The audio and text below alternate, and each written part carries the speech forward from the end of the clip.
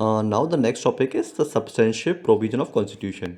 से इसमें मेनली क्या है, इसमें इसका जो मेन क्रक्स है वो यही है कि देखिए ऐसा है कि जो हॉलमार्क है एक सक्सेसफुल कॉन्स्टिट्यूशन का वो यही है कि वो हर किसी को सोसाइटी में एक रीज़न दे कि वो उसके संविधान के प्रोविज़न के साथ चल सके।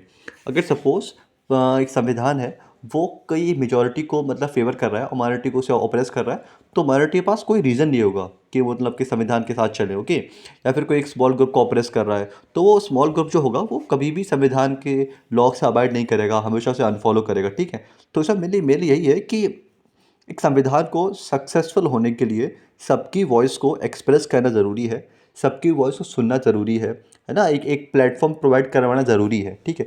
तभी जब ये हो पाएगा तभी एक सक्सेसफुल कॉन्स्टिट्यूशन जो है कहलाएगा वो, okay. Now second topic is now the next topic is balance institutional designs, okay. Now कि कॉन्स्टिट्यूशन है ना, वो ऐसा नहीं है कि कोई एक स्मॉल ग्रुप ऑफ पीपल के द्वारा मतलब कि उसे एक्सरसाइज करा जा सके, okay. It is not like that. Constitutions ने एक तीन बैलेंस ऑफ पावर क्रिएट करी है, जैसे कि लेजिस्लेचर हो गया, एग्जीक्यूटिव हो गया, जुडिशरी हो गया। कि लेजिस्लेचर लॉ बनाएगा, ओके, एग्जीक्यूटिव से एक्सरसाइज करेगा। जुडिशरी अगर लेजिस्लेटर एग्जीक्यूटिव में कुछ मतलब कुछ बहस होती है तो जुडिशरी उसके सॉल्व करेगी, ओके। एंड उसके ऊपर एक इलेक्शन कमीशन होगा जो पूरा देखेगा कि भाई जो इलेक्शंस हो रहे हैं वो फेयर मैनर में हो रहे हैं। एक चीफ इलेक्शन कमिश्नर होगा, है ना। अगर अगर एक ऑर्गन ऑफ गवर्नमेंट अपनी पावर को एक्सरसाइज करना चाहे कि वो मतलब कि अपनी पावर को एक्सरसाइज कर रही है अनऑथराइज वे में, तो वो नहीं कर सकती है, क्योंकि एक दूसरी ऑर्गन होगी उसे चेक कर सकती है। तो एक चेक एंड बैलेंस की जो गवर्नमेंट बनाई है एक संविधान ने, वो बहुत ज़रूरी है, ओके। बहुत ज़रूरी है ना। दूसरी बात क्या है कि हमारा जो संविधान है बहुत ज़्यादा रिजिड नहीं है और बहुत ज़्यादा फ्लेक्सिबल भी नहीं है, ओके। एज वी नो कि जो संविधान जो बना रहे थे वो एक फ्यूचरिस्टिक अप्रोच से सोच रहे थे कि भाई we should not be too rigid, not be too flexible. ऐसा नहीं है कि हमारा जो संविधान है वो कब उसमें कुछ प्रोविजन है उसे आप चेंज ही नहीं कर सकते। उन्हें पता था कि देखो भाई ऐसा होने वाला है कि कंडीशंस हमेशा ऐसी नहीं रहेंगी, ओके। कंडीशंस चेंज होने वाली हैं, है ना। तो और लोगों की नीड्स बदलेंगी एंड द नो कि change is a only constant. तो उन्होंने उस बेस पे एक संविधान को ऐसा बनाया है कि अगर आप उसके प्रोविजंस में कुछ चेंज करना चाहें तो it is not too rigid. वो इतना रिजिड भी नहीं है, पर इतना फ्लेक्सिबल भी नहीं है कि कोई भी आएगा कोई भी संविधान को बदल देगा कि भाई I am going to change constitution. जैसे कि आजकल नेता बोलते हैं कि भाई संविधान बदल लूँगा, संविधान अब नहीं रहेगा।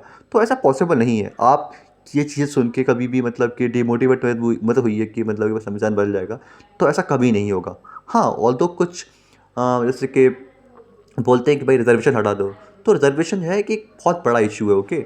इसके ऊपर बहुत बहसें हो चुकी हैं, कब से बहसें हो रही हैं, ओके। तो उसको हटाना नहीं हटाना वो सरकार के ऊपर डिपेंड करता है ना। Now second topic is another topic is कि how the Indian constitution was made.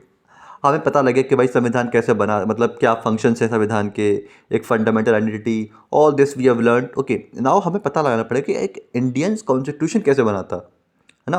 Now let us find out how Indian constitution was made. Formally हमें सिंपल पता है कि जो संविधान था वो बनवाया था कॉन्स्टिट्यूशन असेंबली ने। जो कॉन्स्टिट्यूशन असेंबली के मेंबर्स थे उन्हें लोगों ने चूज़ किया था, है ना। और उन्होंने जो है संविधान बनाया था उनके बिहाफ पर, okay.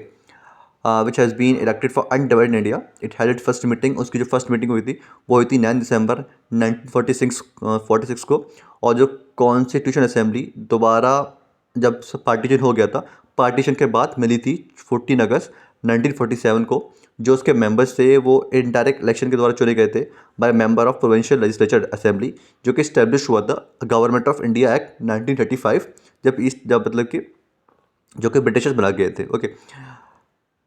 Okay, the Constitutional Assembly was composed roughly along the lines suggested by a plan composed of British cabinet।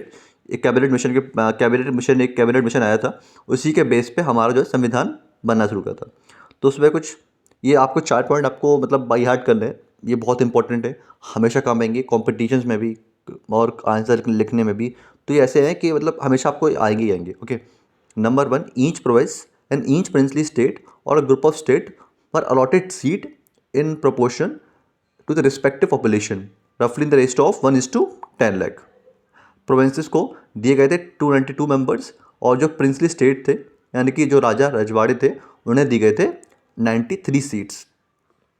जो सीट्स थी प्रोविंसेस में वो डिस्ट्रीब्यूट हुई थी 3 मेन कम्युनिटीज़ में। एक मुस्लिम हो गया, एक सिख्स हो गया, एक जनरल हो गई in respect of their population. Member of each community in the provincial legislative assembly elect their own representative by method of proportional representation, इसको बोलते हैं पीआर, जिसका अब आगे पढ़ेंगे और विस्तार से कि पीआर क्या होता है, विथ सिंगल ट्रांसफरेबल वोट, है ना।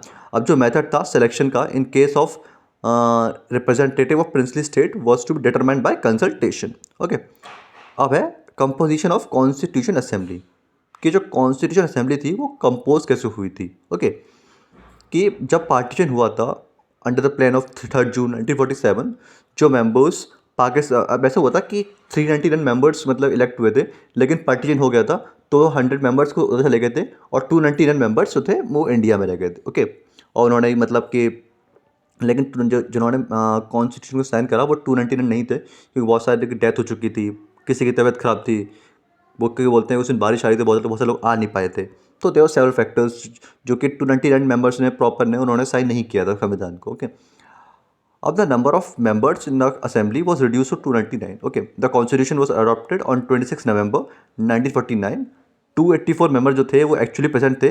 24 जनवरी 1950 को उन्होंने क्या करा, उन्होंने अपना सिग्नेचर दिया और जो संविधान था वो 26 जनवरी 1950 को बनाया गया, जिससे इसीलिए हम लोग इस दिन क्या बनाते हैं, रिपब्लिक डे बनाते हैं। ओके, अब constitution was thus frame against the backdrop of horrendous violence partition unleashed on the subcontinent.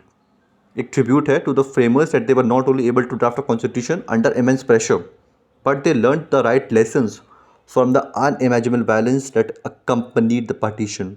जो संविधान, जो constitution was a committed to a new concept of citizenship where not only would minorities B secure, but एक constitution था, एक was not committed to a new concept of citizenship जहाँ पे minority secure होंगी, बल्कि एक रिलीजियस आइडेंटिटी मिलेगी लोगों को, would be have no bearing on citizenship rights. Okay, अब अगला है but this account of the composition of constitution assembly the draft the constitution touch upon the surface of how constitution was made. ठीक, इसमें मिले क्या है कि जो मेंबर्स थे असेंबली के were not elected by universal suffrage, there was a serious attempt to make assembly a representative body.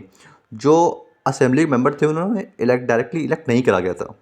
Member जो थे सारे रिलीजन्स के पर given representation under the scheme describe above. In addition assembly में 28 members थे वो SC के थे। In terms of political party Congress ने असेंबली के जो Congress dominated assembly occupying as many as 82% of seats in assembly after partition. The Congress itself was such a diverse party that it managed to accommodate almost all shade of opinion within it।